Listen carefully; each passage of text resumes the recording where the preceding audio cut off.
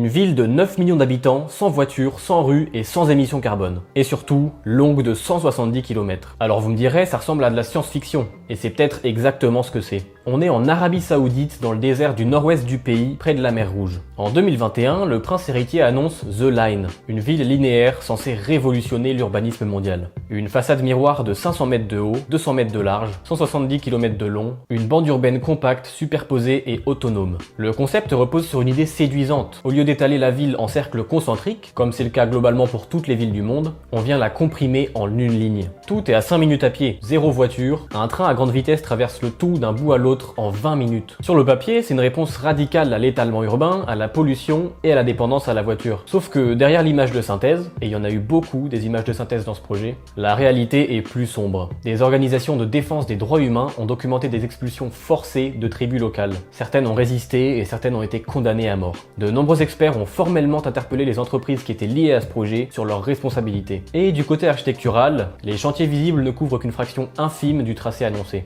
La question de la faisabilité réelle reste entière. Le projet The Line nous force à nous poser une question inconfortable. Est-ce qu'une bonne idée architecturale peut justifier n'importe quel moyen? Et plus largement, quand une ville devient avant tout un objet de communication, qui ça sert vraiment? C'est un véritable miroir tendu à l'urbanisme contemporain. La ville durable peut-elle être décrétée de toutes pièces, financée par la rente pétrolière et construite sur des terres confisquées? The Line nous dit peut-être quelque chose d'essentiel. Les villes du futur ne se construisent pas avec des rendus 3D spectaculaires. Elles se construisent avec du temps, des compromis et surtout avec les gens qui y habitent déjà.